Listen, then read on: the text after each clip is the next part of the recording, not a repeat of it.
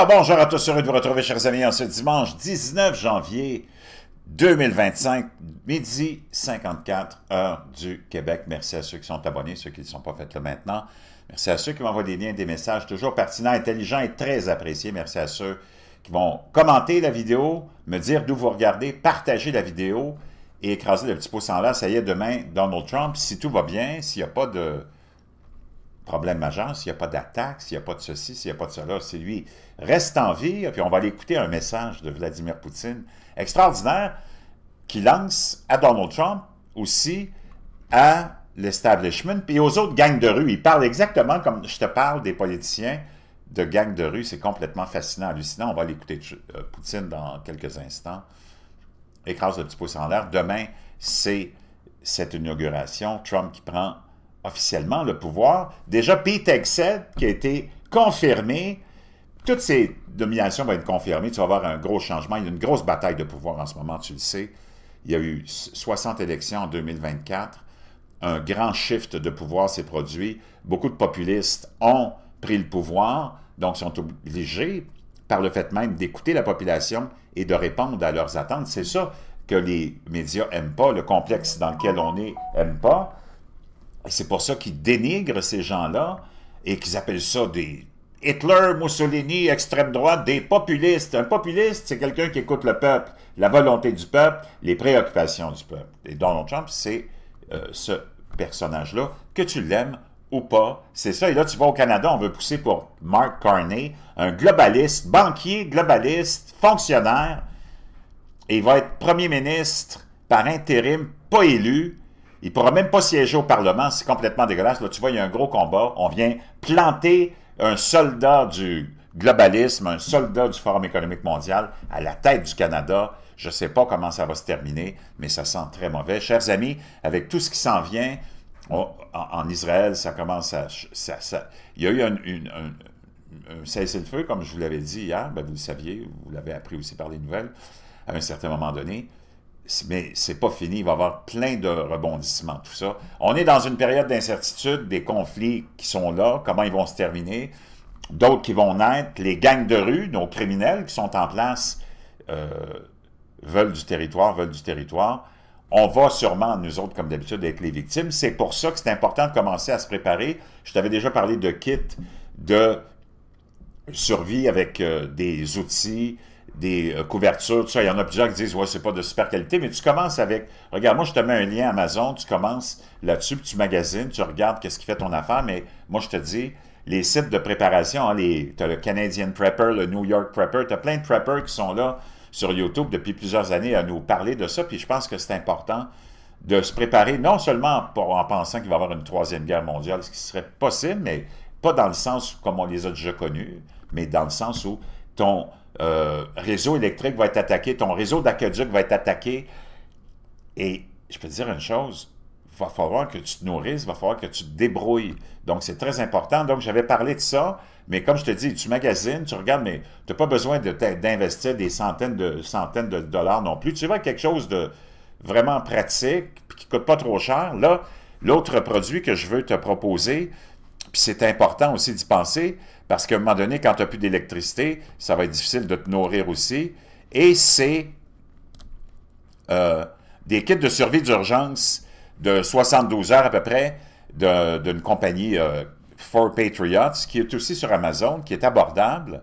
Et là-dedans, c'était une durée de vie de 25 ans, donc tu n'as pas à t'inquiéter si ce n'est pas demain matin que ça arrive, mais c'est sûr que ça va arriver. Moi, je pense que même dans l'année, surtout avec aussi le 25e cycle solaire qui va nous amener probablement des tempêtes solaires assez intenses. Donc ça, c'est une idée de produit que je te suggère. Tu n'es pas obligé d'aller avec ceux-là, mais ça te met déjà la puce à l'oreille. Puis l'idée qu'il faut que tu commences à stocker de l'eau, stocker plein de choses. Tu as besoin d'un petit barbecue aussi au gaz. Je te suggérais un produit aussi la prochaine fois, mais là, je me concentre là-dessus.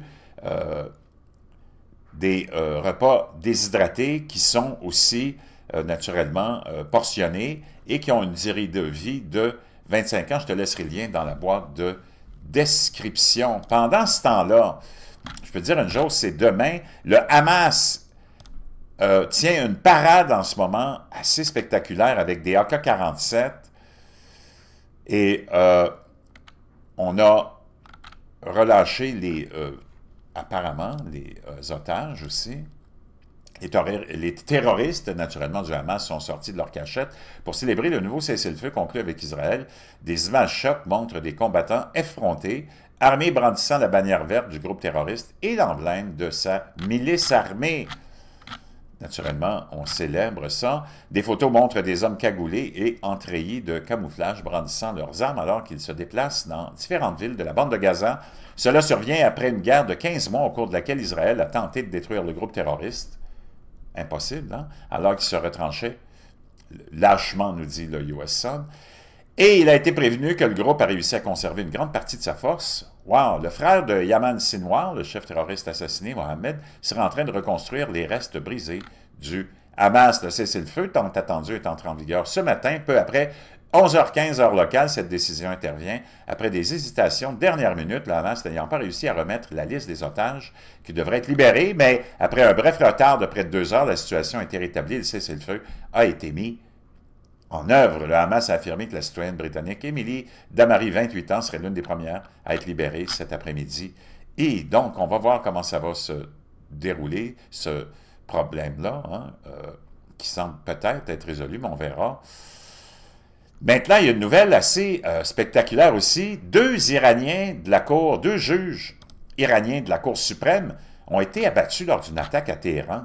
2 éminents juges de la Cour suprême du pays ont été tués et un autre blessé lors d'une fusillade survenue dans le centre-ville de Téhéran hier.